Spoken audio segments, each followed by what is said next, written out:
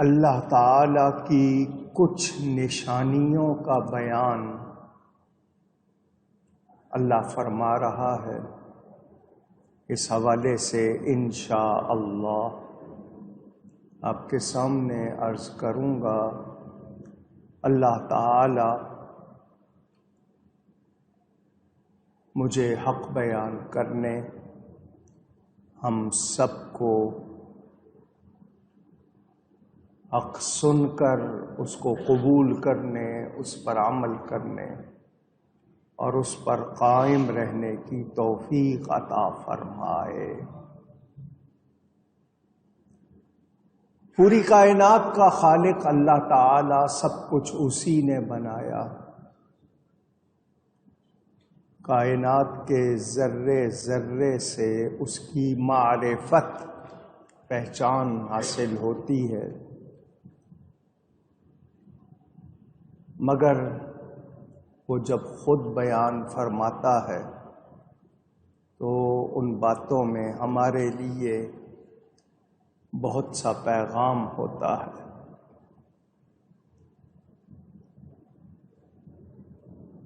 کہتے ہیں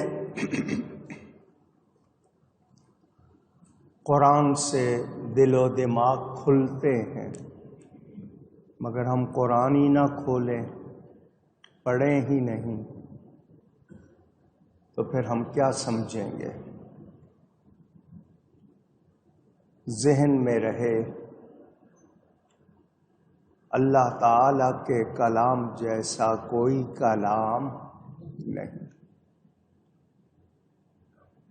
جتنا زیادہ اس میں غور و فکر کریں گے، ہم پر اسرار، بھید، راز کھلیں گے اور ہمیں اللہ تعالی کی معرفت زیادہ حاصل ہوگی۔ وہ فرماتا ہے وَمِنْ آیَاتِهِ، اور اس کی نشانیوں میں سے یہ ہے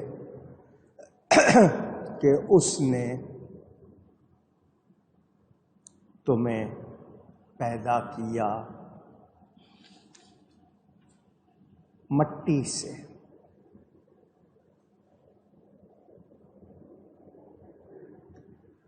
آدم علیہ السلام کے بارے میں ہم نے قرآن میں پڑھا،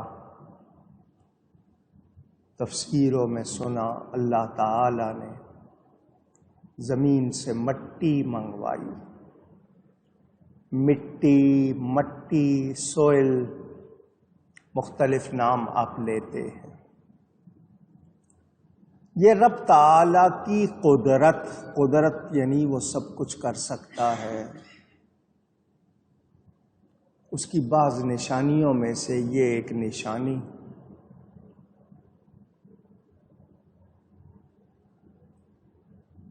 کیسے بنا دیا مٹی سے، یہ اس کی قدرت ہے۔ اس نے ہمیں کس صورت پر بنایا؟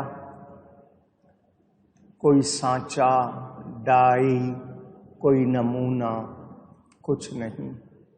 اللہ تعالی بنانے والا ہے، وہ کسی کا کسی طرح بھی محتاج نہیں ہے۔ ذہن میں رہے۔ مٹی سے پورا جسم بنا، پانی کا ایک قطرہ جس کو نطفہ کہتے ہیں۔ نطفہ کیسے تیار ہوتا ہے؟ آپ غذا کھاتے ہیں، وہ غذا کہاں سے آتی ہے؟ مٹی سے آتی ہے۔ وہ پھل ہوں، وہ سبزیاں ہوں، وہ میوے ہوں، کہاں سے آتے ہیں؟ مٹی سے۔ مٹی جمادات میں داخل ہے اور انسان، حیوانات ہیں جن کو زندگی دی گئی ہے۔ جماد اور حیوان میں بہت فاصلہ ہے، اس لیے اس پیدائش کو عجیب کہا جائے گا، عقل سے یہ بات سمجھی جا سکتی نہیں، اسی لیے کہتے ہیں یہ اللہ کی نشانیوں میں سے ہے۔ اس نے بنایا ہے۔ اللہ فرماتا ہے پھر جبھی تم انسان ہو دنیا میں پھیلے ہوئے۔ ایک ذکر مٹی کا ہے، ایک ذکر لفظ بشر کا ہے، ان دو کے حوالے سے کچھ باتیں۔ یہ جو اللہ نے ہمیں پھیلا دیا ہے، فرمایا پھیلے ہوئے ہو، حاجات میں تصرف کرنا ہماری ضرورتیں ہیں۔ ہم گھومتے ہیں، پھرتے ہیں، چیزیں تلاش کرتے ہیں، ضرورت کی چیزیں کاروبار کرتے ہیں۔ اس نے ہمارے لیے سمندر میں بھی سفر کی آسانی فرمائی، کشتیاں ہیں، ہم بیٹھ کے سفر کرتے ہیں، سامان ادھر سے ادھر، اب بڑے بڑے جہاز بنتے ہیں، ہوائی سفر بھی ہوتا ہے۔ یہ آسانیاں کس نے کی ہیں؟ کیا ہم خود یہ سب کچھ کر سکتے تھے؟ نہیں۔ ذہن میں رہے، گوشت، پوست، مٹی میں آپ کو دے دوں، پانی ملاؤ اور اس کا گوشت بنا دو، کیا آپ بنا دیں گے؟ کوئی بنا سکے گا؟ نہیں۔ خون کیسے بنتا ہے؟ مٹی سے بنے ہوئے انسان میں ہزاروں، کہنے والوں نے کہا پتہ نہیں کتنے ہزار پھیلی ہوئی، ہزار سے مراد فاصلہ ان کا اگر زمین میں پھیلایا جائے تو میلوں تک وہ رگیں بن جائیں، وہ انسان کے جسم میں بنی ہوئی ہیں، ان میں گوشت، ارد گرد گوشت ہے، درمیان میں کہیں خون، کہیں ہوا، کہیں پانی۔ لفظ بشر کا اطلاق کے معنی کس پہ بولا جاتا ہے؟ انسان کے جثے پر اور اس کے ظاہر پر۔ نظر جو آتا ہے آدمی کی شکل ہے، انسان ہے، حالانکہ بشرا کا لفظ بھی ہے جو ظاہر چمڑے کو کہا جاتا ہے۔ انسان کو اس لیے بھی بشر کہتے ہیں کہ اس کے چمڑے میں جو کھال ہے، آپ جانوروں کو دیکھیں گے ان میں اون ہوتی ہے جس کو وول کہتے ہیں، بڑے بڑے بال ہوتے ہیں۔ انسان کے جسم کو، انسان کی کھال کو مختلف بنایا۔ لفظ بشر جمع اور واحد کے لیے برابر بیان ہوتا ہے۔ کچھ الفاظ کی جمع ہوتی ہے، کوئی ایک لفظ ہی بولا جاتا ہے، واحد پر بھی جمع پر بھی۔ میں نے اس موقع پر جو پہلی بات کرنی ہے وہ یہ، اللہ تعالی نے مٹی کو بنایا، اس مٹی سے اس نے انسان بنایا۔ اس مٹی میں کیا کچھ ہے، سائنس نے اس کو دیکھ کر، جانچ کر بہت کچھ آپ کو بتایا، مکمل ابھی بھی وہ بتا سکے نہیں۔